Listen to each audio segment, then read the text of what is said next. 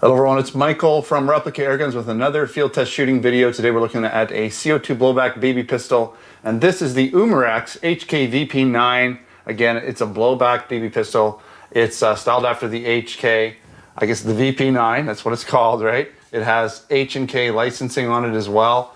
So pretty nice looking gun. Haven't done a tabletop video for it yet, but it does have a a full-size dropout metal magazine.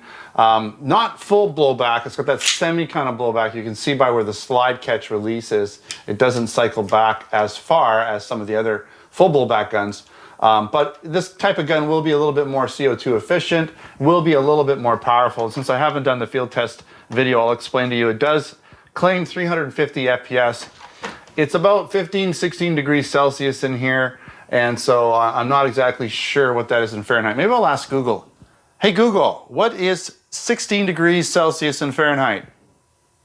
16 degrees Celsius equals 60.8 degrees Fahrenheit. Almost 61 degrees. Okay, you heard it from Google. And so now we're just gonna, right now, get full on into the review. Well, it might as well, right? And we're gonna put 5 rounds through the chrony, see if we can get some sort of results here. And then we're gonna put a target up 30 feet away and try and get 10 rounds as tight as we can. 343, pretty close to 350. 335. 325. 313, dropping just a little bit each time. Okay, and that's pretty normal. We're gonna just put it on safe because it is loaded.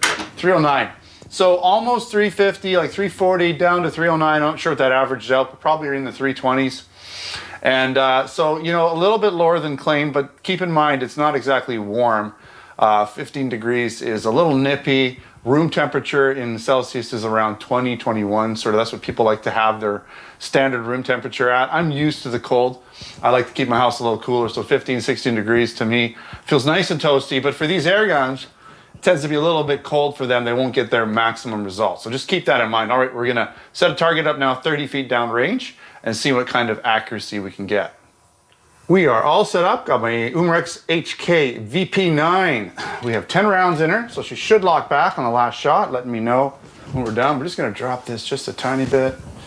If I can find the dropper. There it is. Okay, that's better. And we are gonna put 10 rounds in here. And using the semi-rested position, aiming for the middle, take it off safe. Okay, here we go.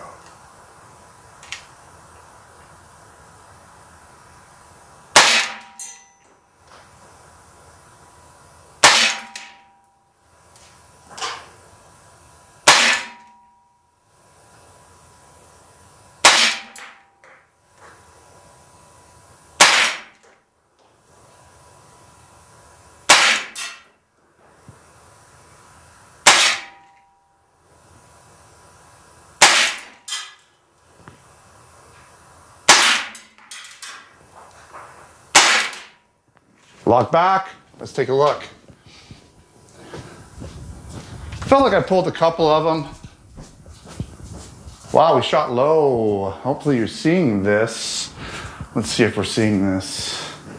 Not quite, I'm just gonna adjust this just a tiny bit. That's not too much, that's more than a tiny bit. Okay, you can go lower, let's just adjust it lower. There, we'll just go like that. So you can see it. Okay, so I was aiming like right for the center. That's where I always aim. And we had like 4 of them come right out of the rings here. 4 grouped in there, 4 grouped over here. It was like I shot 2 different guns almost, kind of strange. I'm not sure if I was shooting these ones first, these ones second, I don't know. But it did spread out to approximately, let's say, yeah, I'd say 3.5 inches, maybe 4 inches. Probably closer to 4-inch grouping there. So, you know, not the tightest group. It's too bad we didn't stay within one of these little clusters for all 10 shots. And it looks like there's only 8 on here, which is strange. So I have a feeling we actually went lower and probably came out of that 4-inch grouping and maybe possibly a larger grouping. I'm not really sure. Now the gun itself has a pretty decent trigger. As you pull the trigger back, it kind of loads BB into the breech area. This is the way that these magazines work. I'll show you here. Like this little piece kind of comes forward and loads a BB in, as you can see there. See that little bit? And so you're pushing that forward with the first part of the trigger pull, but it doesn't feel, you know, it doesn't feel that bad. It really doesn't have a lot of friction. And then the last little bit is kind of your release of the hammer. Now the hammer gets drawn back by the blowback action, the internal hammer or striker. And so it's not too heavy, but you do definitely feel like very little resistance at the beginning and then a lot more, but not too bad as you release the trigger. Blowback action is actually really good. It's got a nice blowback feel. It's very quick. The gun feels pretty good to shoot. I just wish it you know, it was a little tighter grouping. That might be me. Sometimes, you know, this is the first time you ever shoot a gun. I've never shot anything through it. Sometimes you just gotta put some rounds to your gun before it starts to smarten up a little bit and shoot a little bit better for you. Sometimes it's you, sometimes it's the gun, sometimes it's both. But I really like the gun. I like the full-size drop-out metal magazine, metal slide, polymer frame, H&K licensing. Stay tuned for the field or for the tabletop video. I'll follow up shortly for this gun. I like to get in there so you can see it nice and detailed. So once I have that, I will put a link in this video in the description and probably at the end of the video as well. So stay tuned for that. All right, thanks for watching. Don't forget to subscribe. Check us out on Facebook and Twitter. Username is Replica Airguns. Also, check us out at replicaAirguns.com. I'll have a written review with additional photos there. And of course, we have our Canada and US online stores where we sell air guns, BB guns, airsoft guns, blank guns, and other accessories, including this gun, in our Canada and US store. All right, thanks for watching. Until next time, take care.